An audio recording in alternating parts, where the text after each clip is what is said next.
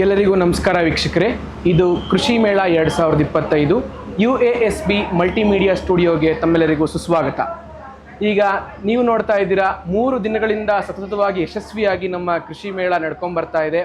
ಹಾಗಾಗಿ ಸಾವಿರಾರು ರೈತರು ನಮ್ಮ ಕರ್ನಾಟಕದ ವಿವಿಧ ಭಾಗಗಳಿಂದ ವಿಸಿಟ್ ಮಾಡಿ ಉಪಯುಕ್ತವಾದ ಮಾಹಿತಿಗಳನ್ನು ಪಡ್ಕೊತಾ ಇದ್ದಾರೆ. ಆದರೆ ನಿನ್ನೆಯ ದಿನ ನಮಗೆ ಒಂದು ದುಃಖಕರವಾದಂತಹ ಸಂಗತಿ ಬಂದಿದೆ. ಅದೇನು ಅಂತಂದರೆ, ಪದ್ಮಶ್ರೀ ಪುರಸ್ಕೃತರಾದ ಶ್ರೀಮತಿ ನಮ್ಮ ಸಾಲುಮರದ ತಿಮ್ಮಕ್ಕನವರು ನಮ್ಮನ್ನೆಲ್ಲ ಅಗಲಿದ್ದಾರೆ. ಹಾಗಾಗಿ ಅವರ ಸಾವಿಗೆ ನಾವು ನಮ್ಮ ಕೃಷಿ ವಿಸ್ತರಣಾ ವಿಭಾಗ ಹಾಗೂ UASB university of agricultural sciences Bengaluru ವತಿಯಿಂದ ಅವರ ಸಾವಿಗೆ ಸಂತಾಪವನ್ನು ಸೂಚಿಸ್ತಾ ಇದ್ದೇವೆ. ಹಾಗಾಗಿ ಇವತ್ತಿನ ದಿನ ನಾವು ಅವರ ಜೀವಮಾನದ ಸಾಧನೆಯ ಬಗ್ಗೆ ಮತ್ತು ಅವರ ಸಮಾಜಕ್ಕೆ ಏನೇನು ಕೊಡುಗೆಗಳನ್ನು ನೀಡಿದ್ದಾರೆ ಅದರ ಬಗ್ಗೆ ಮಾತನಾಡಲಿಕ್ಕೆ ನಮ್ಮ ಮುಖ್ಯಸ್ಥರು ಹಾಗೂ ಪ್ರಾಧ್ಯಾಪಕರಾದಂತಹ doctor Govindegowda sir, extension department ಅವರು ನಮ್ಮ ಜೊತೆಗಿದ್ದಾರೆ. ಸರ್ ನಮಸ್ಕಾರ. ಮತ್ತು ನಮ್ಮ ವಿದ್ಯಾರ್ಥಿನಿ ಆದ ದೀಪಾ ಅವರು ನಮ್ಮ ಜೊತೆ ಇದ್ದಾರೆ. ದೀಪಾ ಅವರು ನಮಸ್ಕಾರ. ಸರ್, ಸಾಲುಮರದ ತಿಮ್ಮಕ್ಕನವ್ರ ಬಗ್ಗೆ ನಿಮ್ಮದೊಂದು ಮಾತುಗಳು. ನಮಸ್ಕಾರ ಎಲ್ಲ ವೀಕ್ಷಕರಿಗೆ. ನಮ್ಮ UASB ಸ್ಟುಡಿಯೋ ವತಿಯಿಂದ ನಿಮಗೆ ಈಗಾಗಲೇ ತಿಳಿದಿರೋ ಹಾಗೆ ನಿನ್ನೆ ದಿವಸ ನಮ್ಮ ಸಾಲುಮರದ ತಿಮ್ಮಕ್ಕನವರು ಸಾವನ್ನಪ್ಪಿದ್ದಾರೆ. ಸಾಲುಮರದ ತಿಮ್ಮಕ್ಕನವರು ಅದೊಂದು ಹೆಮ್ಮರ. ಅವ್ರನ್ನ ಆಲದ ಮರದ ತಿಮ್ಮಕ್ಕ ಅಂತಲೂ ಸಹ ಹೇಳ್ತಾರೆ. ಅವರು ಒಂದು ಅಗಲಿಕೆ ನಮ್ಮ ಇಡೀ ರಾಜ್ಯಕ್ಕೆ ಮತ್ತು ದೇಶಕ್ಕೆ ತುಂಬಲಾರದ ನಷ್ಟ. ಅವರು ಪರಿಸರಕ್ಕೆ ಕೊಟ್ಟಿರ್ತಕ್ಕಂಥ ಕೊಡುಗೆ ಅಪಾರ. ಅವರು ಜನಿಸಿದ್ದು ಗುಬ್ಬಿ ತಾಲೂಕಿನ ಒಂದು ಹಳ್ಳಿಯಲ್ಲಿ, ಕಡು ಬಡತನದ ಕುಟುಂಬದಲ್ಲಿ ಜನಿಸಿದರು. ಅವರು ಬಾಲ್ಯದಲ್ಲಿ ಈ ಕಲ್ಲು ಗಣಿಯಲ್ಲಿ ದಿನಗೂಲಿ ಕೆಲಸಕ್ಕೆ ಹೋಗ್ತಾಯಿದ್ರು, ಕಾರ್ಮಿಕರಾಗಿ ಕೆಲಸ ಮಾಡಿದ್ದಾರೆ. ಆಮೇಲೆ ಚಿನ್ನಯ್ಯ ಅನ್ನೋ ಒಬ್ಬ ರೈತ, ಕುದೂರಿನ ರೈತನ ಜೊತೆ ಅವರಿಗೆ ಮದುವೆಯಾಗುತ್ತೆ. ಅವರು ದನ ಕಾಯೋ ಒಬ್ಬ ರೈತ. ಸೊ ಅಲ್ಲಿ ಹಳ್ಳಿನಲ್ಲಿ ಅವರು ಜೀವನ ಮಾಡ್ತಿರ್ಬೇಕಾದ್ರೆ ಕುದೂರು ಮತ್ತು ಹುಲಿಕಲ್ ಮಧ್ಯದಲ್ಲಿ ಒಂದು ರೋಡಿದೆ. ಅದು ಸ್ಟೇಟ್ ಹೈವೇ ರೋಡು. ಆ ರೋಡಲ್ಲಿ ಅವರು ಈ ದನ ಕಾಯಬೇಕಾದ್ರೆ ಗಂಡ ಹೆಂಡತಿ ಅವ್ರಿಗೆ ಒಂದು ಆಲೋಚನೆ ಬಂತು. ಯಾಕಂದರೆ ಆ ರೋಡಲ್ಲಿ ಯಾವುದೇ ಒಂದು ಗಿಡ ಮರಗಳಿರಲಿಲ್ಲ. ದಾರಿ ಹೋಕರು ಎಲ್ಲ ಬಿಸಿಲಲ್ಲಿ ನಡ್ಕೊಂಡು ಹೋಗ್ತಾ ಇರ್ತಿದ್ರು. ಎಲ್ಲಾದರೂ ವಿಶ್ರಮಿಸಬೇಕು ಅಂದರೆ ಎಲ್ಲೋ ಒಂದು ಒಳಗಡೆ ಹೋಗ್ಬಿಟ್ಟು ಒಂದು ಮರವನ್ನು ಹುಡುಕಿ ನೆರಳನ್ನು ಆಶ್ರಯಿಸಬೇಕಾಗಿತ್ತು. ಅಂಥ ಸಮಯದಲ್ಲಿ ದಾರಿ ಹೋಕರಿಗೆ ಒಂದು ನೆರಳು ಕೊಡಬೇಕು ಅನ್ನೋ ಒಂದು ನಿಟ್ಟಿನಲ್ಲಿ ಅವರು ಅಲ್ಲೇ ಬೆಳೆದಿರ್ತಕ್ಕಂಥ ಕೆಲವೊಂದು ಆಲದ ಮರದ ಕೊಂಬೆಗಳನ್ನು ತುಂಡರಿಸಿ, ಕುಡುಗೋಲಲ್ಲಿ ತುಂಡರಿಸಿ ಆ ಕೊಂಬೆಗಳನ್ನು ಸಣ್ಣ ಸಣ್ಣ ತುಂಡುಗಳನ್ನಾಗಿ ಮಾಡಿ ರಸ್ತೆ ಬದಿನಲ್ಲಿ ನೆಟ್ಟು ಅವಕ್ಕೆ ಬಿಂದಿಗೆನಲ್ಲಿ ನೀರು ಹಾಕೋದಕ್ಕೆ ಪ್ರಾರಂಭ ಮಾಡಿದರು.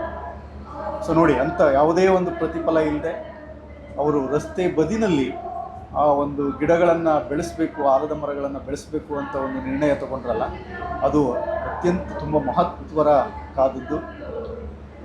ಅವರು ಯಾವುದೇ ಒಂದು ವಿದ್ಯಾಭ್ಯಾಸ ಮಾಡಿಲ್ಲ, ಅನಕ್ಷರಸ್ಥರು, ಇಬ್ಬರು ಗಂಡ ಹೆಂಡತಿ. ಆದ್ರೂ ಅವರಲ್ಲಿ ಪರಿಸರವನ್ನು ಸಂರಕ್ಷಿಸಬೇಕು, ಪರಿಸರವನ್ನು ನಾವು ಉಳಿಸಬೇಕು, ನಮ್ಮ ರೈತರಿಗೆ, ದಾರಿ ಹೋಕರಿಗೆ ಒಂದು ನೆರಳನ್ನು ನೀಡಬೇಕು ಅನ್ನೋ ಒಂದು ಯೋಚನೆ ಬಂತಲ್ಲ, ಅದು ಒಂದು ಯೋಚನೆ ಇವತ್ತಿನ ದಿವಸ ಅವರನ್ನು ಅಜರಾಮರ ಎಲ್ಲರೂ ಅವರನ್ನು ಜ್ಞಾಪಿಸ್ಕೊಳ್ಳೋವಂಥ ಒಂದು ಮಹತ್ತರ ಕೊಡುಗೆಯನ್ನು ಅವರು ಕೊಟ್ಟೋದ್ರು. ಆಗ ನೀರು ಹಾಕ್ತಾ ಅವರು ಈ ಕೊಂಬೆಗಳನ್ನು ಕಟ್ ಮಾಡೋದು, ಕಟ್ ಮಾಡಿ ಅವುಗಳನ್ನು ನೆಟ್ಟು ಅವುಗಳಿಗೆ ತಡಿಕೆಯನ್ನು ಕಟ್ಟೋದು. ಯಾಕಂದರೆ ಬೇರೆ ದನಗಳ ಕುರಿಗಳಲ್ಲಿ ಮೇಯ್ತಾ ಇರ್ತವೆ. ಸ್ವಲ್ಪ ಪ್ರೊಟೆಕ್ಷನ್ ಕೊಟ್ಟು ಅದನ್ನು ಬೆಳೆಸ್ಕೊಂಡು ಬಂದರು. ನಿಮಗೆ ಗೊತ್ತಿರ್ಬೋದು, ಯಾಕಂದರೆ ಕೊಂಬೆಗಳನ್ನು ಹಾಕಿದಾಗ ಕೆಲವು ಅದು ಚಿಗುರ್ಬೋದು, ಕೆಲವು ಚಿಗುರದೇ ಇರ್ಬೋದು, ಮತ್ತು ಕೆಲವೊಂದು ಮಳೆ ಬರದೆ ಅಥವಾ ನೀರಿಲ್ಲದೆ ಹೋಗ್ಬೋದು, ಅಥವಾ ಕೆಲವೊಂದು ಕುರಿಗಳು ಅದನ್ನು ತಿಂದು ಕಟ್ ಮಾಡಿ ಅದು ಮತ್ತೆ ಕೊಳೆತು ಹೋಗ್ಬೋದು. ಅಂಥ ಒಂದು ಪರಿಸ್ಥಿತಿನಲ್ಲಿ ಅವರು ಛಲ ಬಿಡದೆ ಸುಮಾರು ಗಿಡಗಳನ್ನು ನೆಟ್ಟಿದ್ದಾರೆ. ಆ ದಿನದಲ್ಲಿ ಸುಮಾರು ಗಿಡಗಳನ್ನು ನೆಟ್ಟು ಇವತ್ತಿನ ದಿವಸ ಅಲ್ಲಿ ಹೋಗಿ ನೋಡಿದರೆ ನಿಮಗೆ ಸುಮಾರು 385ರಿಂದ 400 ಗಿಡಗಳು ರಸ್ತೆ ಬದಿಯ ಇಕ್ಕೆಲಗಳಲ್ಲಿ ಸುಮಾರು 4.5 ಕಿಲೋಮೀಟರ್ ಒಂದು ಅಂತರದಲ್ಲಿ ಈ ಹುಲಿಕಲ್ ಮತ್ತು ಕುದೂರು ಗ್ರಾಮದ ನಡುವೆ ಒಂದು ಹೆಮ್ಮರವಾಗಿ ಆಲದ ಮರಗಳು ಬೆಳೆದು ನಿಂತಿದೆ.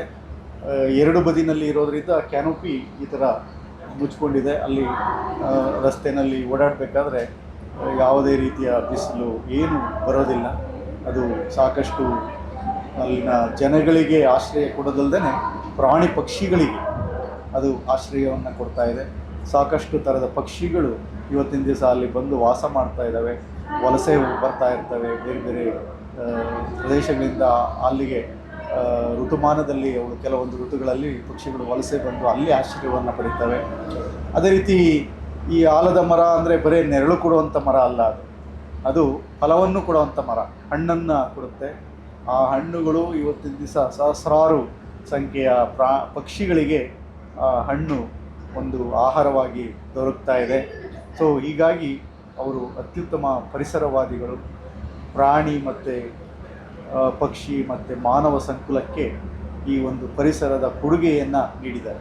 ಇದನ್ನು ಗುರುತಿಸಿ ನಮ್ಮ ಭಾರತ ಸರ್ಕಾರ ಅವರಿಗೆ ಪದ್ಮಭೂಷಣ ಪ್ರಶಸ್ತಿಯನ್ನು ಸಹ ಕೊಟ್ಟಿದೆ. ಅದೇ ರೀತಿ ಅಮೇರಿಕನ್ ಸಂಯುಕ್ತ ಸಂಸ್ಥಾನವು ಸಹ ಅವರ ಈ ಒಂದು ಕೊಡುಗೆಯನ್ನು ಸ್ಮರಿಸಿ ಅವರಿಗೆ ಒಂದು ಪ್ರಶಸ್ತಿಯನ್ನು ನೀಡಿದೆ. ಅದೇ ರೀತಿ ಸಾಕಷ್ಟು ಸಂಘ ಸಂಸ್ಥೆಗಳು ಬೇರೆ ಬೇರೆ ದೇಶಗಳು ಸಹ ಅವರ ಕೊಡುಗೆಯನ್ನು ಕೊಟ್ಟು ಅವರ ಕೊಡುಗೆಯನ್ನು ಸ್ಮರಿಸಿ ಅವರಿಗೆ ಪ್ರಶಸ್ತಿಗಳನ್ನು ನೀಡಿದೆ. ಅವರಿಗೆ ಮಕ್ಕಳಿರಲಿಲ್ಲ, ದಂಪತಿಗಳಿಗೆ. ಅವರು ಈ ಆಲದ ಮರಗಳೇ ಅವರ ಮಕ್ಕಳು ಅಂತ ಹೇಳ್ಬಿಟ್ಟು ಅವರು ಸಾಕಿದರು. ಇವತ್ತಿನ ದಿವಸ ಇಡೀ ಜನಸಮೂಹ ಅವ್ರನ್ನ ನಾವು ಜ್ಞಾಪಿಸ್ಕೋಬೇಕು. ಅವರು ಅಜರಾಮರರು. ಅವರ ಒಂದು ಪರಿಸರಕ್ಕೆ ಕೊಟ್ಟ ಕೊಡುಗೆ ಅದು ಅತ್ಯಂತ ಗೌರವಯುತವಾದದ್ದು. ಹಾಗಾಗಿ ಅವರು ನಿನ್ನೆ ನಮ್ಮನ್ನೆಲ್ಲ ಆಗಲಿ ಈ ಲೋಕವನ್ನು ತಿಳಿಸಿದ್ದಾರೆ. ಅವರ ಒಂದು ಆತ್ಮಕ್ಕೆ ಶಾಂತಿ ಸಿಗಲಿ. ಅದೇ ರೀತಿ ನಮ್ಮ ಕೃಷಿ ವಿಶ್ವವಿದ್ಯಾನಿಲಯ ಈ ಕೃಷಿ ಮೇಳವನ್ನು ನಡೆಸ್ತಿರೋ ಒಂದು ಸಂದರ್ಭದಲ್ಲಿ ಅವರ ಒಂದು ಪುತ್ಥಳಿಯನ್ನು ನಮ್ಮ ಕೃಷಿ ಮೇಳದ ಸಭಾಂಗಣದಲ್ಲಿ ಇರಿಸಿ ಅವರಿಗೆ ಶ್ರದ್ಧಾಂಜಲಿಯನ್ನು 3 ದಿವಸಗಳು ಸಲ್ಲಿಸ್ತಾ ಇದೆ. ಸೊ ಹಾಗಾಗಿ ನಮ್ಮ ಈ UASB ಸ್ಟುಡಿಯೋ ಮುಖಾಂತರವೂ ಸಹ ಅವರ ಒಂದು ಆತ್ಮಕ್ಕೆ ಶಾಂತಿಯನ್ನು ಸಲ್ಲಿಸ್ತಾ ಅವರಿಗೆ ಅವರ ಒಂದು ಹೆಸರು ಅಜರಾಮರವಾಗಿರಲಿ, ಅವರ ಕೊಡುಗೆಯನ್ನು ನಾವು ಅನುದಿನವೂ ಜ್ಞಾಪಿಸಿಕೊಳ್ಳೋಣ, ಅವರನ್ನು ಸ್ಮರಿಸೋಣ ಅಂತ ಹೇಳ್ಬಿಟ್ಟು ನಾನು ಅವರ ಆತ್ಮಕ್ಕೆ ಶಾಂತಿಯನ್ನು ಕೋರಿಸ್ತೇನೆ. ನಮಸ್ಕಾರ. ನಮಸ್ಕಾರ ಸರ್, ತುಂಬ ಧನ್ಯವಾದಗಳು. ತುಂಬ ಅವರ ಜೀವಮಾನದಲ್ಲಿ ಏನೇನು ಸಾಧನೆಗಳನ್ನು ಮಾಡಿದ್ದಾರೆ ಅದನ್ನು ಕೆಲವು ನಿಮಿಷಗಳಲ್ಲಿ ನಮ್ಮ ಸಾರ್ ಅವರು ತುಂಬ ಸಂಕ್ಷಿಪ್ತವಾಗಿ ವಿವರಿಸಿದ್ದಾರೆ. ಹಾಗೆಯೇ ಇಲ್ಲಿ ನಮ್ಮ ಸ್ನೇಹಿತರಾದಂಥ ದೀಪಾ ಅವರಿದ್ದಾರೆ. ದೀಪಾ ಅವರೇ, ನಿಮ್ಮ ಒಂದು ಮಾತುಗಳು. ಎಲ್ರಿಗೂ ನಮಸ್ಕಾರ.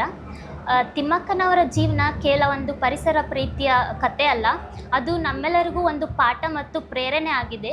ತಿಮ್ಮಕ್ಕನವರು ಚಿಕ್ಕ ಮಕ್ಕಳಿಂದ ಹಿಡಿದು ದೊಡ್ಡವರವರೆಗೂ ಸಾಲು ಮರದ ತಿಮ್ಮಕ್ಕ ಅಂತಲೇ ಪ್ರಸಿದ್ಧಿ ಆದವರು. ಇವರು ಜೂನ್ 30, 1911ರಂದು ಗುಬ್ಬಿ ತಾಲೂಕಿನ ತುಮಕೂರು ಜಿಲ್ಲೆಯಲ್ಲಿ ಜನಿಸ್ತಾರೆ. ಇವರ ಮನೆಯ ಆರ್ಥಿಕ ಪರಿಸ್ಥಿತಿ ಅಷ್ಟೊಂದು ಚೆನ್ನಾಗಿಲ್ಲದೆ ಇರೋ ಕಾರಣ ಚಿಕ್ಕ ವಯಸ್ಸಲ್ಲೇ ಮದುವೆ ಆಗ್ತಾರೆ. ಓದೋಕ್ಕೂ ಆಗಲ್ಲ. ಅದಕ್ಕೆ ಅನಕ್ಷರಸ್ಥೆ ಆದರೂ ಕೂಡ ನಮ್ಮ ಸಾಲು ಮರದ ತಿಮ್ಮಕ್ಕ ಇಡೀ ರಾಷ್ಟ್ರದಲ್ಲಿ, ಇಡೀ ಪ್ರಪಂಚದಲ್ಲಿ ಪರಿಸರ ಪ್ರೇಮಿ, ಪರಿಸರವಾದಿ ಅಂತಲೇ ಪ್ರಸಿದ್ಧಿ ಆದವರು. ಹೌದು ದೀಪಾ, ನೀವು ಅನಕ್ಷರಸ್ಥರು ಅಂತ ಹೇಳಿದ್ರಿ. ಇದೇ ರೀತಿ ನಾವು ಬೆಳಗ್ಗೆ ಮೊಬೈಲ್ ನೋಡಬೇಕಾದ್ರೆ ನಮ್ಮ ಸ್ನೇಹಿತರೊಬ್ಬರು ನಮ್ಮ ಸಾಮಾಜಿಕ ಜಾಲತಾಣದಲ್ಲಿ ಒಂದು ಮೆಸೇಜ್ ಹಂಚ್ಕೊಂಡಿದ್ರು. ಏನಂತಂದರೆ, ಬರಹ ಗೊತ್ತಿಲ್ಲದವಳು ಇತಿಹಾಸವನ್ನು ಬರೆದಳು, ಉಸಿರು ಕೊಟ್ಟವಳು ಉಸಿರು ಬಿಟ್ಟಳು ಅಂತ. ನಮ್ಮ ಕನ್ನಡಿಗರೇ ಹಾಗೆ ಅಲ್ವಾ ಪವನ್ ಅವರೇ? ಕವಿರಾಜ ಮಾರ್ಗದಲ್ಲಿ ಶ್ರೀ ವಿಜಯ್ ಅವರು ಹೇಳ್ತಾರೆ, ಕುರಿತೋದದೆಯಂ ಕಾವ್ಯ ಪ್ರಯೋಗ ಪರಿಣಿತ ಮತಿಗಳು. ಅಂದರೆ ಕನ್ನಡಿಗರು ಓದೇ ಇದ್ದರೂ ಕೂಡ ಇತಿಹಾಸ ಬರೆದವರು ಅಂತ. ಆ ಸಾಲಿನಲ್ಲಿ ಕೂಡ ನಮ್ಮ ಸಾಲು ಮರದ ತಿಮ್ಮಕ್ಕ ಅವರು ಸೇರಿದವರು. ಸಾಲು ಮರದ ತಿಮ್ಮಕ್ಕ ಅವರು ಈ ಹುಲಿಕಲ್ ಗ್ರಾಮದಿಂದ ಕುದುರೆವರೆಗೂ 4 ಮೈಲ್ ಏನು ಜಾಗ ಇದೆಯಲ್ಲ, ಆ ಉದ್ದಕ್ಕೂ 400ಕ್ಕೂ ಹೆಚ್ಚು ಮರಗಳನ್ನು, ಆಲದ ಮರಗಳನ್ನು ಬೆಳೆದು ಎಲ್ಲರಿಗೂ ಒಂದು ಅನುಯಾಯಿಯಾಗಿ ನಮಗೆಲ್ಲರಿಗೂ ಒಂದು ಪ್ರೇರಣೆಯನ್ನು ನೀಡಿದರು. ಅವರು 400ಕ್ಕಿಂತ ಜಾಸ್ತಿ ಮರ ಹಾಕಿರ್ತಾರೆ ಆ ಸಮಯದಲ್ಲಿ. ಅದರಲ್ಲಿ ಈಗ ಉಳ್ಕೊಂಡಿರೋ 400. ಅವರು ಸಾವಿರಾರು ಮರಗಳನ್ನ ನೆಟ್ಟಿರ್ತಾರೆ. ಯಾಕಂದ್ರೆ ಸಾಕಷ್ಟು ಆಗ ಹೋಗಿರಬಹುದು, ಅವನ್ನ ಮತ್ತೆ ಅವರು ನಾಟಿ ಮಾಡ್ತಾ ಇದ್ರೇನೋ. ಸೊ ಹಾಗಾಗಿ ಸಾವಿರಾರು ಮರಗಳನ್ನ ಅಲ್ಲಿ ನೆಟ್ಟಿದ್ದಾರೆ. ಇದು ಸ್ಟೆಮ್ಸ್ಗಳನ್ನು ಹಾಕಿರ್ತಾರೆ. ಅದರಲ್ಲಿ 400 ಗಿಡಗಳು ಇವತ್ತಿನ ದಿವಸ ಉಳ್ಕೊಂಡು ಮುಂದೆ ನಮಗೆಲ್ಲ ನಮ್ಮ ಪೀಳಿಗೆಗೆ ನೆರಳನ್ನು ಕೊಡ್ತಾ ಇದೆ. ಮತ್ತು ಪ್ರಾಣಿ ಪಕ್ಷಿಗಳಿಗೂ ಸಹ ನೆರಳನ್ನು, ಆಹಾರವನ್ನು ಸಹ ಕೊಡ್ತಾ ಇದೆ. ಸೊ ಅದು ನೋಡಿ, ಸಾಮಾನ್ಯ ಮಹಿಳೆ ಅಂತ ಒಂದು ಕೊಡುಗೆಯನ್ನು ನಮ್ಮ ಜಗತ್ತಿಗೆ ಕೊಟ್ಟೋಗಿದ್ದಾರೆ ಅಂದರೆ ನಮ್ಮ ಮುಂದಿನ ಯುವ ಪೀಳಿಗೆ ಅದನ್ನು ತಿಳ್ಕೊಂಡು ಪ್ರತಿಯೊಬ್ಬರು ಅವ್ರದ್ದೇ ಆದ ಒಂದು ಕೊಡುಗೆಯನ್ನು ನಮ್ಮ ಸಮಾಜಕ್ಕೆ ನೀಡಬೇಕಾಗುತ್ತೆ. ಹೌದು ಸರ್, ನೀವು ಹೇಳಿದಾಗೆ ಈಗ ನೋಡಿ ಸಮಾಜದಲ್ಲಿ ಅದು ಈ ಕಲಿಯುಗದಲ್ಲಿ ಯಾರಾದರೂ ನಾವು ದಾರಿಯಲ್ಲಿ ರಸ್ತೆಯಲ್ಲಿ ನಡ್ಕೊಂಡು ಹೋಗ್ತಾ ಇದ್ರೂ ಒಬ್ರು ಜಗಳ ಆಡ್ತಿದ್ರೆ ನಾವು ಅದ್ರ ಬಗ್ಗೆ ತಲೆನೂ ಕೆಡಿಸ್ಕೊಳ್ದೆ ನಾನಾಯಿತು ನನ್ನ ಕೆಲಸ ಆಯಿತು ಅಂತ ನಡ್ಕೊಂಡು ಹೋಗೋ ಈ ಸಮಾಜದಲ್ಲಿ ಅವರು ಆಗಿನ ಕಾಲದಲ್ಲೇ ನಾನು ನಡ್ಕೊಂಡು ಹೋಗೋ ಬದಿಗಳಲ್ಲೇ ಸಾವಿರಾರು ಜನ ಯಾರ್ಯಾರು ವಿಶ್ರಾಂತಿ ಪಡೆಯೋಕ್ಕೆ ಬರ್ತಾರೆ ಅವ್ರಿಗೆಲ್ಲ ನೆರಳಾಗಲಿ ಅಂತ ಆವಾಗಲೇ ಗಿಡಗಳನ್ನು ಪೋಷಿಸಿ ಈಗ ಅದು ದೊಡ್ಡ ದೊಡ್ಡ ಮರಗಳಾಗಿದ್ವಿ.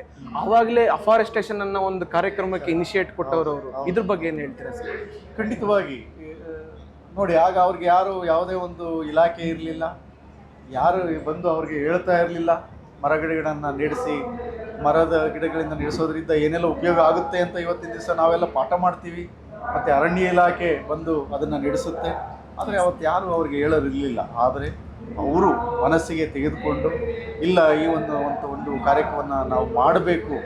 ಇಬ್ಬರು ಅನಕ್ಷರಸ್ಥರು, ಗಂಡ ಹೆಂಡತಿ ಇಬ್ಬರು ಅನಕ್ಷರಸ್ಥರು, ದನ ಕಾಯೋದಷ್ಟೇ ಅವರಿಗೆ ಕೆಲಸ ಗೊತ್ತಿರೋರು.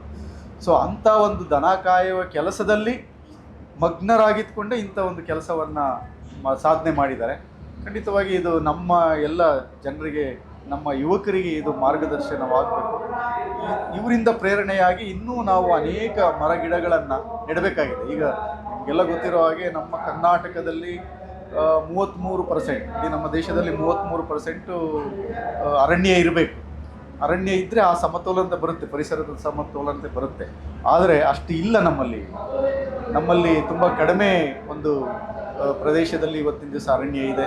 ಸೊ ಹಾಗಾಗಿ ಇನ್ನೂ ಹೆಚ್ಚಿನ ಗಿಡ ಮರಗಳನ್ನು ಬೆಳೆಸಬೇಕು, ಪರಿಸರವನ್ನು ಉಳಿಸಬೇಕು. ಆ ನಿಟ್ಟಿನಲ್ಲಿ ಖಂಡಿತವಾಗಿ ನಮ್ಮ ಸಾಲುಮರದ ತಿಮ್ಮಕ್ಕನವರು ನಮಗೆಲ್ರಿಗೂ ಮಾದರಿ ಆಗ್ತಾರೆ. ಅವರು ನಮ್ಮನ್ನು ಮುನ್ನಡೆಸ್ತಾರೆ. ಖಂಡಿತ ನೋಡಿದ್ರಲ್ಲ ವೀಕ್ಷಕರೇ, ಇದಾಗಿತ್ತು ನಮ್ಮ ಸಾಲುಮರದ ತಿಮ್ಮಕ್ಕನವರ ಜೀವಮಾನದ ಸಾಧನೆಯ ಒಂದು ತಿಳಿಸ್ಕೊಡುವಂತಹ ಒಂದು ಸಂಚಿಕೆ. ಹಸಿರೇ ಉಸಿರು ಅನ್ನೋ ಒಂದು ಧ್ಯೇಯವಾಕ್ಯದಿಂದ ಈ ಒಂದು ಕಾರ್ಯಕ್ರಮನ ಮುಗಿಸ್ತಾ ಇದ್ದೀವಿ. ಧನ್ಯವಾದಗಳು. ಧನ್ಯವಾದ.